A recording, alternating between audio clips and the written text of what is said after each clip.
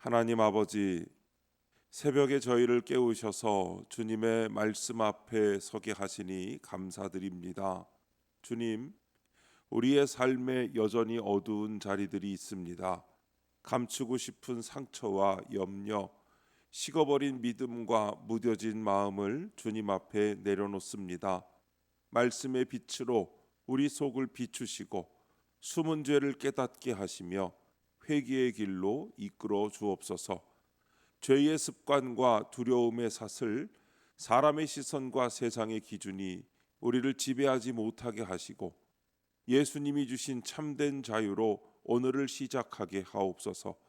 흔들리는 형편 속에서도 주님이 다스리실 때 오는 평강을 누리게 하시고 오늘도 예수님의 이름을 의지하며 담대히 순종하는 믿음을 주옵소서. 오늘도 말씀하옵소서. 듣겠습니다. 예수님의 이름으로 기도합니다. 아멘. 성경 말씀 이사야 9장 1절부터 7절까지 말씀입니다. 전에 고통받던 자들에게는 흑암이 없으리로다. 옛적에는 여호와께서 스불론 땅과 납달리 땅이 멸시를 당하게 하셨더니 후에는 해변길과 요단 저쪽 이방의 갈릴리를 영화롭게 하셨느니라. 흑암에 행하던 백성이 큰 빛을 보고 사망의 그늘진 땅에 거주하던 자에게 빛이 비치도다. 주께서 이 나라를 창성하게 하시며 그 즐거움을 더하게 하셨으므로 추수하는 즐거움과 탈취물을 나눌 때의 즐거움 같이 그들이 주 앞에서 즐거워하오니 이는 그들이 무겁게 맨 멍에와 그들의 어깨의 채찍과 그 압제자의 막대기를 주께서 꺾으시되 미디안의 날과 같이 하셨음이니라. 어지러이 싸우는 군인들의 신과 피 묻은 겉옷이 불에 섭같이 살라지리니 이는 한 아기가 우리에게 낳고 한 아들을 우리에게 주신 바 되었는데 그의 어깨에는 정사를 메었고 그의 이름은 기묘자라 모사라 전능하신 하나님이라 영존하시는 아버지라 평강의 왕이라 할 것임이라. 그 정사와 평강의 더함이 무궁하며 또 다윗의 왕좌와 그의 나라에 군림하여 그 나라를 굳게 세우고 지금 이후로 영원히 정의와 공의로 그것을 보존하실 것이라. 만군의 여호와의 열심히 이를 이루시리라. 아멘. 우리에게 주신 한 아들이라는 제목으로 말씀의 은혜를 함께 나누겠습니다. 본문 요약입니다. 이사야는 멸시받던 땅이 영화롭게 되고 흑암에 행하던 백성이 큰 빛을 보게 될 것이라고 예언합니다. 또한 주께서 압제자의 무거운 멍에를 꺾으실 것이라고 합니다. 한 아기가 태어날 것인데 그는 기묘자, 모사, 전능하신 하나님, 영존하시는 아버지, 평강의 왕이라 불릴 것입니다. 첫 번째, 큰 빛을 보고 1절부터 2절입니다. 이사야 시대의 스불론과 납달리 땅은 아수르의 침입으로 멸시와 고통을 받았습니다.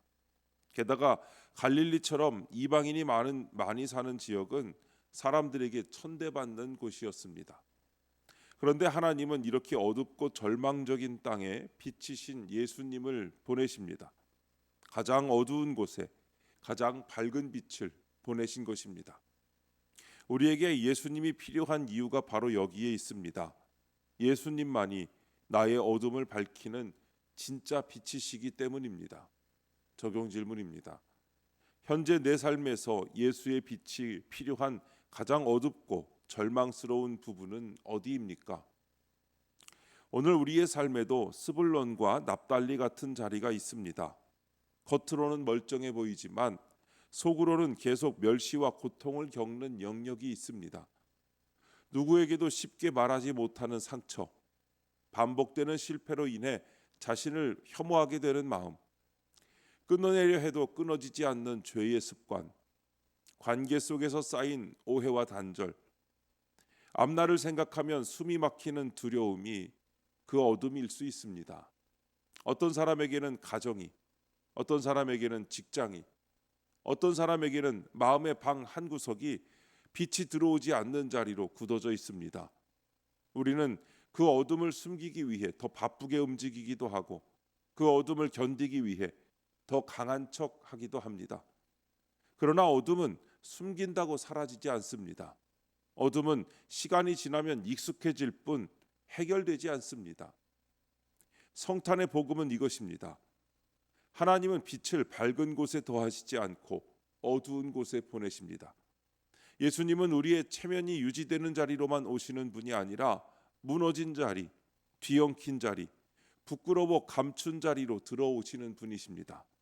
그 빛은 단지 분위기를 좋게 만드는 장식이 아니라 길을 보여주는 빛이십니다. 무엇이 죄인지, 무엇이 두려움인지, 무엇이 진짜 문제인지 드러내고 동시에 다시 걸어갈 길을 내어주는 빛입니다. 빛이 비추이면 우리는 마침내 어둠 속에서 헤매는 나를 직면하게 되고 나를 살리러 오신 주님을 붙잡게 됩니다. 두 번째, 멍에를 꺾으시되 3절부터 5절입니다.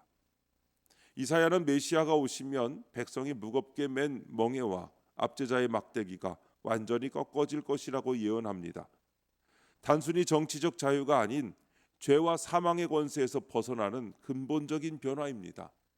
하나님이 기드온의 300용사를 사용해 미디안의 대군을 물리치신 것처럼 예수님의 탄생으로 사탄의 억압과 죄의 멍에를 깨뜨리는 승리가 시작된 것입니다. 따라서 우리는 예수님이 주신 자유와 기쁨을 믿고 이 은혜 안에서 살아가야 합니다. 적용 질문입니다.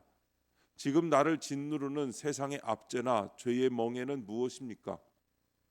예수님이 주신 참된 자유를 어떻게 누리고 있습니까?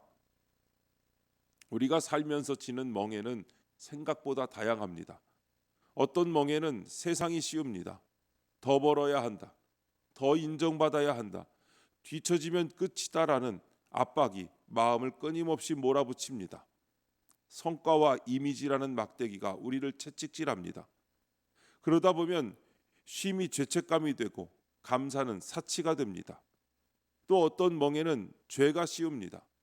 끊어내고 싶어도 끊어지지 않는 습관, 무너진 관계를 회복하지 못하게 만드는 교만과 완고함, 마음속에서 계속 부풀어 오르는 욕망과 분노, 남을 정죄하는 말, 나 자신을 혐오하는 생각이 우리를 묶습니다.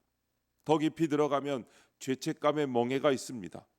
이미 용서받았는데도 과거의 실패를 붙잡고 스스로에게 형벌을 계속 내리는 것입니다. 너는 안 된다는 속삭임이 내 삶을 지배할 때 우리 몸은 자유로워도 영혼은 포로로 살게 됩니다. 지금 내 멍에가 너무 단단해 보여도 내 힘으로는 절대 못 끊을 것 같아 보여도 하나님이 개입하시면 상황이 뒤집히는 것입니다. 예수님의 탄생은 바로 그 뒤집힘의 시작입니다. 주님은 우리가 스스로 멍에를 끊어내기까지 기다리지 않으셨습니다. 멍에를 맨 우리에게 먼저 오셔서 그 멍에를 꺾는 구원의 역사를 시작하셨습니다. 내 어깨를 짓누르는 멍에를 숨기지 말고 주님 앞에 내려놓읍시다. 세상이 씌운 멍에와 죄가 씌운 멍에를 주님의 십자가 앞에서 정확히 이름을 붙이고 끊어내셔야 합니다. 그리고 예수님이 주신 참된 자유를 감정으로 기다리기보다 믿음으로 선택하십시오. 멍에를 꺾으시는 주님이 이미 오셨습니다. 그분이 시작하신 승리는 오늘 우리의 마음과 삶 속에서 계속되고 있습니다. 세 번째, 평강의 왕 6절 7절입니다. 한 아기가 우리에게 낳고라는 말씀은 하나님이 우리를 위해 아기의 모습으로 이 땅에 오셨다는 놀라운 소식입니다. 또한 하나님이 주신 예수님의 이름에는 그가 어떤 분인지 잘 담겨 있습니다. 예수님은 영원한 평강의 왕으로 이 땅에 오셔서 하나님 나라가 이곳에 이루어지게 하십니다.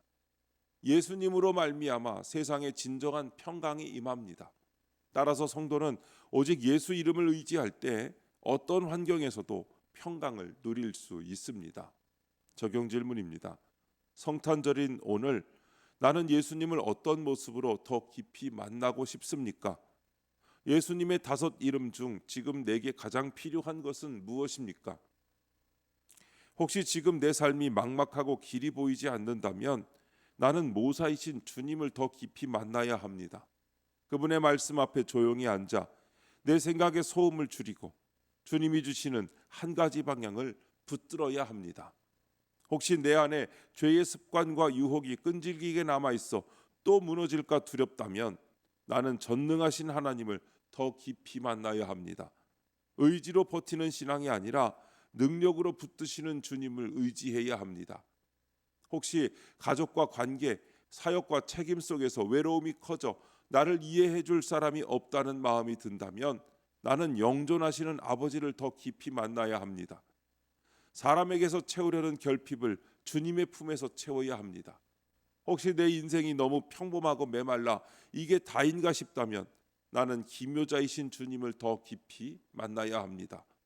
주님은 사라진 기대를 다시 일으키시고 내 삶에 하나님의 새 일을 시작하십니다. 그리고 무엇보다 마음이 불안과 분주에 사로잡혀 있다면 나는 오늘 평강의 왕을 더 깊이 만나야 합니다. 주님이 내 마음을 다스리시도록 내가 붙잡은 통제권을 내려놓아야 합니다. 오늘 성탄절 예배의 자리에서 우리는 예수님의 이름을 한 번 더 부르시기 바랍니다. 내 상황을 먼저 바꾸어 달라고만 구하지 말고 내 마음의 왕좌를 먼저 내어드립시다. 주님, 평강의 왕으로 오신 예수님, 오늘 제 안에 당신의 나라가 이루어지게 하옵소서라고 기도할 때 세상이 흔들려도 흔들리지 않는 평강이 우리 안에 실제로 자리 잡게 될 것입니다. 오늘도 성탄절을 맞이하여 주님의 말씀에 순종하고 또한 말씀에 의지하여 나아가는 저와 여러분의 삶이 되시기를 주님의 이름으로 축원합니다. 기도하겠습니다. 하나님 아버지, 성탄절인 오늘 어둡고 절망스러운 저희 마음에 성탄의 빛이신 예수님을 비춰주시길 원합니다. 세상의 압제와 죄의 멍에를 완전히 꺾으신 아기 예수님 안에서 참된 자유와 기쁨을 누리게 하옵소서. 예수님을 저희의 구주로 영접하여 평강을 누리게 하옵소서.